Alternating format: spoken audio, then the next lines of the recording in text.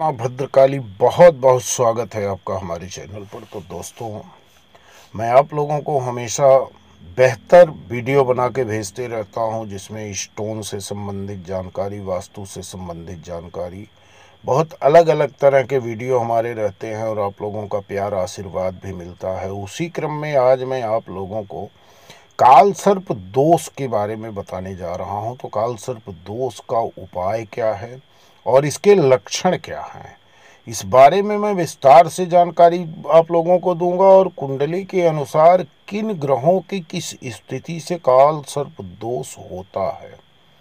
ऐसे तो हंसते खेलते परिवार को बर्बाद कर देता है काल सर्प दोष, लेकिन इन उपायों के जरिए इससे मुक्ति पाई जा सकती है। तो इस वीडियो पर अंत तक बने रहिए और चैनल पर जो पहली बार आ रहे हैं, चैनल को सब्सक्राइब करके घंटे की बटन दबा लेंगे ताकि हमारा अगला वीडियो आपको मिले और आप उससे लाभ ले सकें। तो शास्त्रों के मुताबिक काल सर्प दोष किसी भी व्यक्ति के लिए काफ़ी बड़ी समस्या खड़ा कर देता है और समस्या भी इतनी भयानक होती है कि झेल पाना इंसान के लिए बड़ा मुश्किल हो जाता है, क्योंकि काल सर्प दोष से पीड़ित व्यक्ति एकाएक इतनी तरक्की करेगा कि आसमान की बुलंदी पर पहुंचेगा, लेकिन अचानक रातों रात इतने नीचे जमीन में आके गिरेगा कि उसको फिर उठ के खड़ा होना मुश्किल हो जाता है। यानी कि आप ये मान के चलिए कि जीवन में हमेशा उथल पुथल मची रहती है, बनते काम बिगड़ते रहेंगे और इस तरह की बहुत सारी परेशानियां किसी भी व्यक्ति की कुंडली में मौजूद काल सर्प दोष राहु और केतु की दशा पर निर्भर करते हैं। प्रत्येक व्यक्ति की कुंडली में कुल 9 ग्रह होते हैं, जिनमें राहु और केतु भी शामिल है। वैसे राहु और केतु को छाया ग्रह माना जाता है, लेकिन ये 9 ग्रह में शामिल हैं और इनको पूरा स्थान है। राहु केतु छाया ग्रह के साथ पाप ग्रह हैं, लेकिन यदि ये आपके साथ प्रसन्न है तो आपको राजा बना देंगे, नाखुश हो गए तो फकीर बनाने में समय नहीं लगता। जब किसी व्यक्ति की कुंडली में मौजूद राहु और केतु के बीच में बाकी के 7 ग्रह आ जाते हैं तो काल सर्प दोष का योग बनता है। काल सर्प दोष से जूझ रहे व्यक्ति को कई तरह की दिक्कतों का सामना करना पड़ता है। हालांकि कुछ विशेष उपाय की मदद से इनसे मुक्ति पाई जा सकती है। तो आइए अब हम जानते हैं कि काल सर्प दोष से किसी भी व्यक्ति को कैसी कैसी समस्याओं का सामना करना पड़ सकता है। तो इस वीडियो पर अंत तक जरूर बने रहिए। तो काल सर्प दोष के कारण आपको कड़ी मेहनत के बाद भी सफलता नहीं मिलती और सफलता एकदम नज़दीक आपके सफलता आके और फिर हाथ से फिसल जाती है। लोगों के सभी छोटे बड़े काम में अड़चन आने लगती है। इतना ही नहीं, काल सर्प दोष की वजह से कई बार तो बनते हुए काम बिगड़ जाते हैं। इस दोष से ग्रस्त व्यक्ति को मानसिक रूप से भी कई तरह की दिक्कतें होने लगती हैं। मन अशांत रहता है। जिन लोगों की कुंडली में राहु और केतु की दशा शक्तिशाली हो जाती है, उन लोगों को कई तरह की बीमारियां भी घेर लेती हैं और लगातार इलाज कराने के बाद भी कोई लाभ नहीं मिलता। राहु और केतु की वजह से होने वाली तरह तरह की दिक्कतों की वजह से लोगों को काफ़ी तनाव भी हो जाता है। घर परिवार की सुख शांति भंग हो जाती है, क्योंकि यदि आपका फाइनेंशियल पोजीशन खराब हो गया तो अचानक घर परिवार में तनाव बढ़ने ही लगेगा। और यदि घर का मुखिया ही काल सर्प दोष से पीड़ित हो तो पूरा परिवार डिस्टर्ब हो जाता है, क्योंकि परिवार चलाने की जिम्मेदारी तो घर के मुखिया की ही होती है।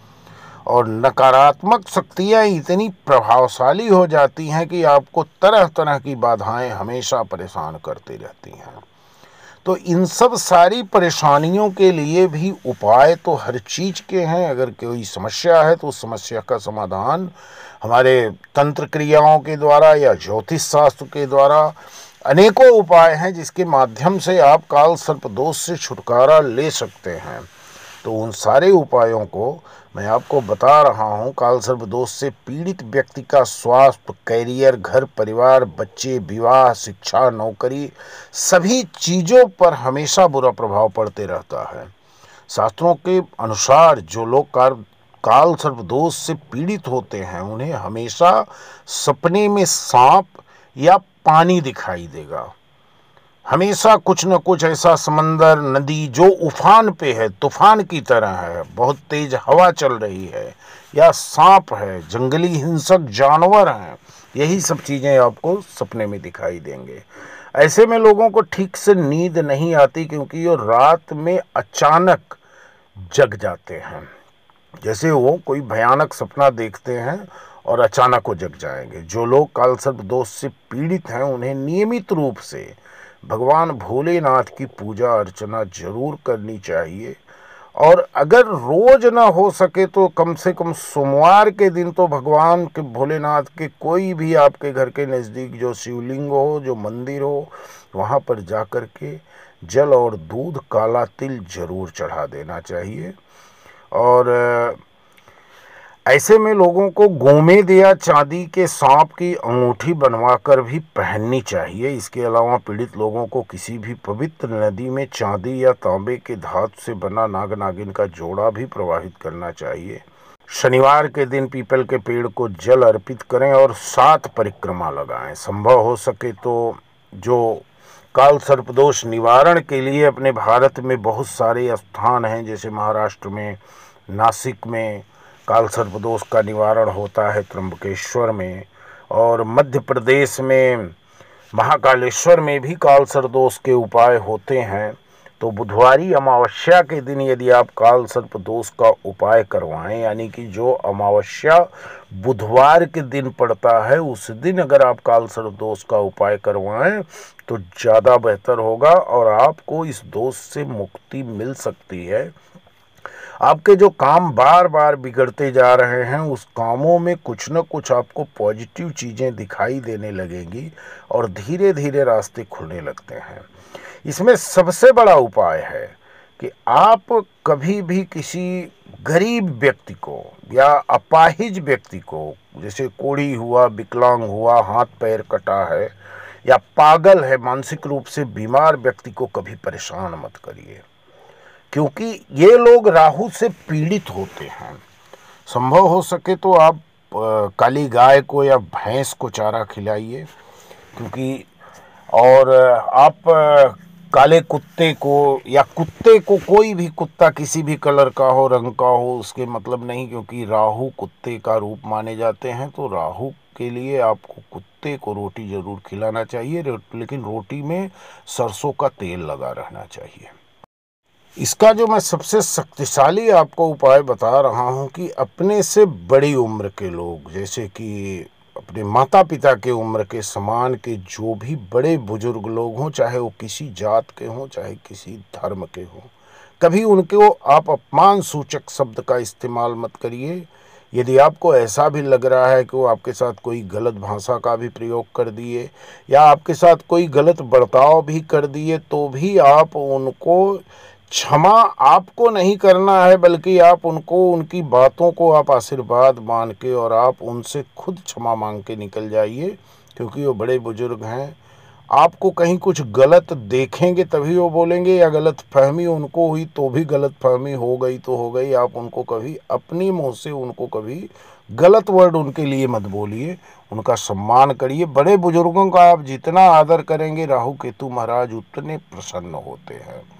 इसके साथ साथ एक उपाय आप और कर सकते हैं कि आप जिंदा नाग, जैसे कुछ सपेरे होते हैं जो घरों में, किसी के घर में सांप अगर निकलते हैं तो जाके पकड़ते हैं और पकड़ के उसको रखते हैं। वो कोई बीन बजाने वाले लोग नहीं होते हैं कि उसको पिटारा में बंद करके सांप का नज़ारा दिखाएंगे। वो लोग उसको पकड़ के ले जाके जंगल में छोड़ देते हैं। आप ऐसे व्यक्ति से संपर्क करिए और उनके पास से आप उस सांप को मुक्त कराइए। उनको जो भी आप पैसा देना है उनको दे के, उसका विधान होता है, वो सपेरे को मालूम रहता है क्या विधान इसका है, उसका पूजा करवा के और उनसे ही क्षमा याचना करके इस नाग देवता से आप मुक्ति अपनी मांगिए और उनको आप किसी नदी के किनारे जंगल में, जहाँ पर कि कोई उनको मार न सके, कोई उनको नुकसान न पहुँचा सके, वहाँ पर ले जाके उसको आप छुड़वा दीजिए। उससे भी आपका काल सर्प दोष का प्रभाव कम होता है। और इसके साथ साथ आप सिर्फ भोलेनाथ की आराधना जरूर करिए, इससे लाभ मिलेगा। तो इसी के साथ मैं अपना वीडियो समाप्त कर रहा हूँ। वीडियो पसंद आएगा तो एक लाइक, एक कमेंट करना, और चैनल पर पहली बार आए हो तो चैनल को सब्सक्राइब करके घंटी की बटन दबा देना। धन्यवाद। जय मां भद्रकाली।